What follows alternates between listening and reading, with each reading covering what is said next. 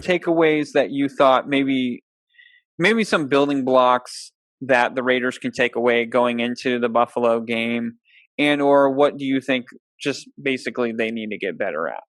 Well, I think what we need to do is, I know in the second half, after the Patriots had basically scored on us, we were really apprehensive about running the ball with Jacobs, and I think maybe it was because once the Patriots neutralized him, we didn't have a second option. Like, I know that in the game that we had with the Saints, we went heavy with Jacobs, and then when Jacobs would get stopped, we would then go to Waller. So I know that was the combination we did with the Saints, but for some reason, Patriots were all over Waller. So when they stopped Jacobs, Waller was nowhere to be found. Hunter Renfrow was a good surprise. I imagine if we would have gone to him, but that Patriots secondary, they are just really creative with their coverage scheme, to where it was really confusing Carr. He wasn't comfortable throwing the ball into traffic. I mean, he had a really good throw that he did to Renfrow at the end of the first half that was really beautiful, but that was really the only spectacular throw he had the rest of the game. We didn't really have any kind of a passing attack to really make the Patriots defense honest. And I know that there were a lot of people that were basically saying it's time to move on from Carr, which I know that you'll talk about in a second. I'm not saying it's time to move on from Carr, but I think that, I would have loved to have seen Carr find a way for his talent to elevate everybody else around him, because, in my opinion, franchise quarterbacks, they would find a way to still get the ball to their players and all that stuff. And I feel like Carr plays it so safe to where we cannot progressively move the ball or keep, other defenses on the toes. And I think that's what Bill Belichick was playing on, is that Carr plays everything so safe that he's not going to challenge going down the field. He's not going to try to, take the top off the defense, and he's going to rely on the same things. And when Bill Belichick knew to take those things away, Carr was essentially just neutralized. And when you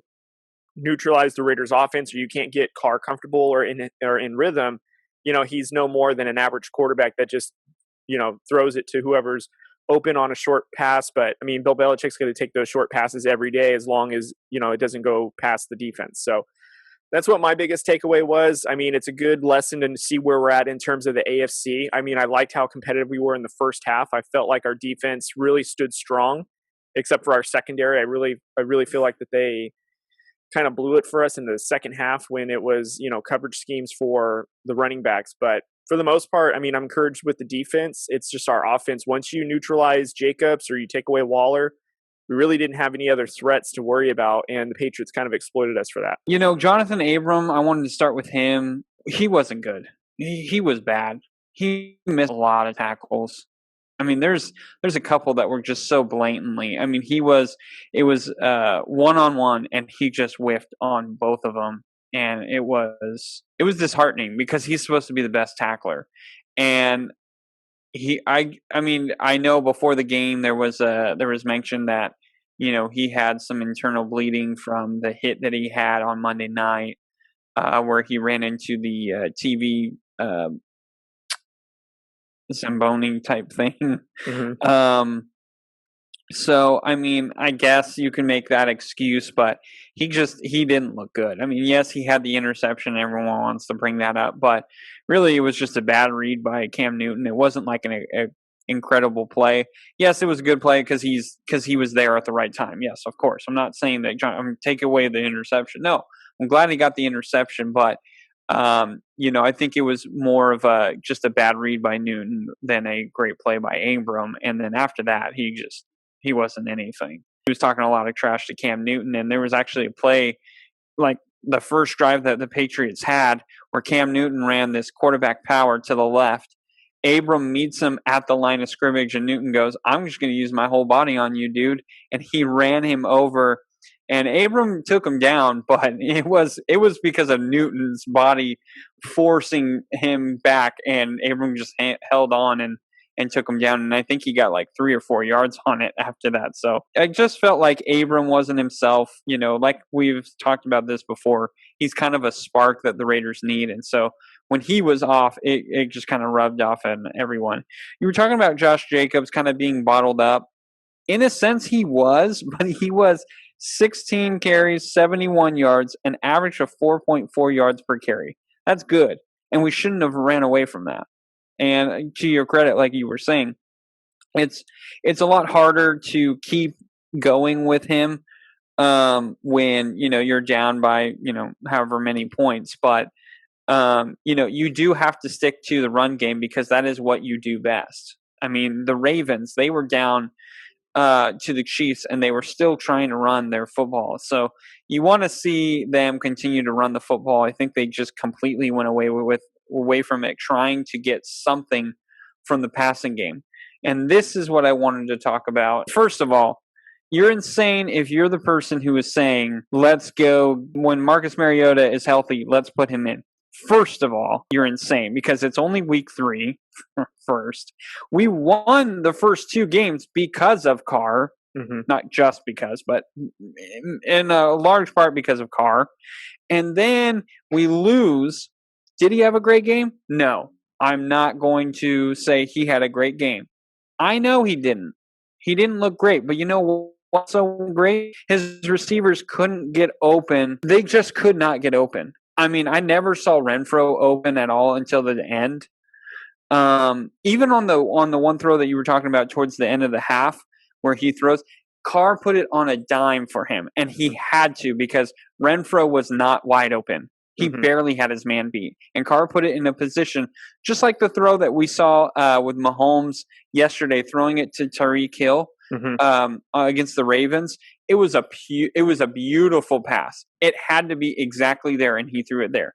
Carr did the same exact thing. It was it was pretty close to that same throw. Okay, so let's not get crazy. Second of all, the fumble, I'm going to put in air quotes, from Josh Jacobs was not a fumble. We should have got that recovered, but that's not why we lost. Yes, you could argue, well, that's how we got the momentum taken away, and we were driving. We probably would have scored a touchdown on that. You don't know that. Yes, of course, we want to think they would because they were moving the ball well, but that's not ultimately why we lost.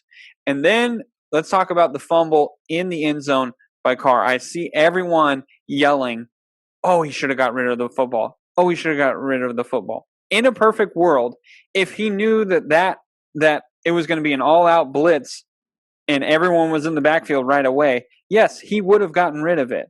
But here's the thing. He gets rid of it to any place. He could get intentional grounding, which is an automatic safety.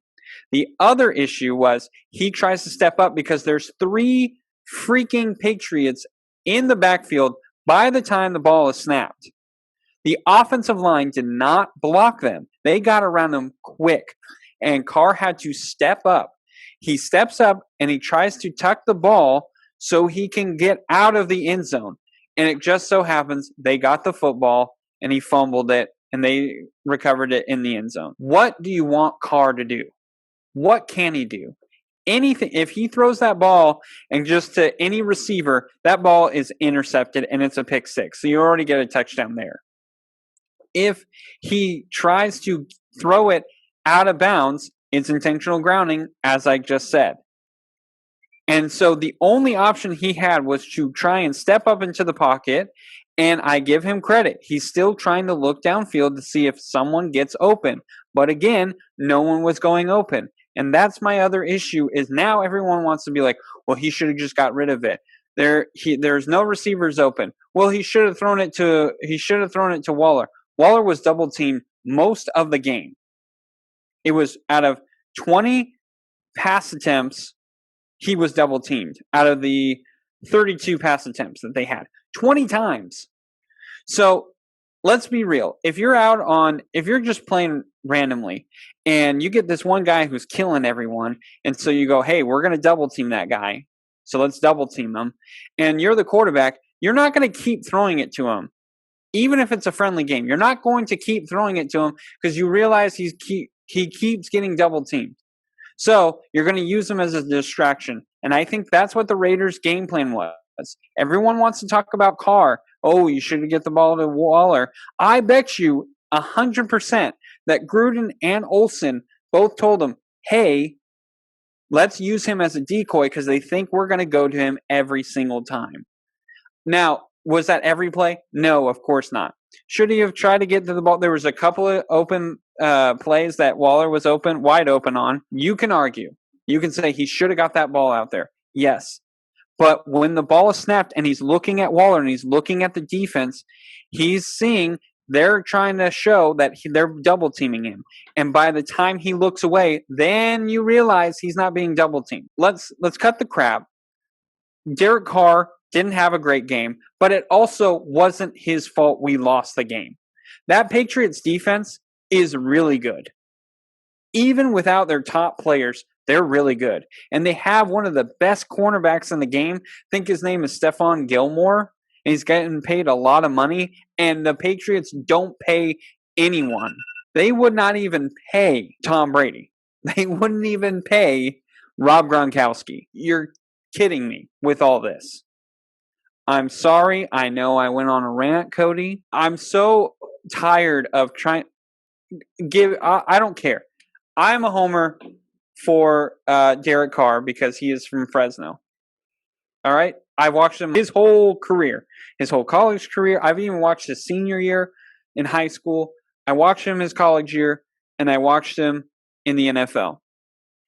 And I'm not saying Derek Carr is great, but Derek Carr does remind me of Tony Romo. He's got a good arm. He's actually really accurate, and I'm not going to debate this right now, but he's very accurate. He is smart. He knows what to do, and he's more comfortable in this offense now than he ever has been in his whole career. And he's coming up big. We ran into a buzzsaw. We ran into a hot Cam Newton, and he didn't even have to do anything. The defense was on fire for them. What can we do on that? And everyone who is saying the defense, the defense really gave up that game. The defense wasn't great. I'm giving you that. But our defense got tired because we were out on the field the whole time. Because when we ran, we get in 4 yards. Then the next run that we had, they would stop it. So we had to pass on third down. And every time, there's no receiver open. So tell me, how is this Carr's fault? Yes, we need to take a few more risks. That would be great. There was a couple of throws. There was one throw that Stephon Gilmore almost picked off, and everyone was like, oh, I can't believe Carr threw that. But it was on Bryan Edwards. It's a comeback route. He's not going towards the sideline, which is part of the comeback route. He stops, and he tries to plant like it's a curl, not a comeback. And Carr throws it like a comeback, but Edwards ran it like a curl. So you see where there was an issue, and Gilmore had to dive for it. Luckily, he didn't pick it off. But let me tell you, if he did, it's still not all Carr's fault. Yes, it's his fault because he threw it. I get that. But the receiver has to run the route that he was supposed to run, and he didn't. That's my thing. Again, I'm sorry I went on another rant, Cody, and you're probably PPs. So I will yield the rest of my time to you.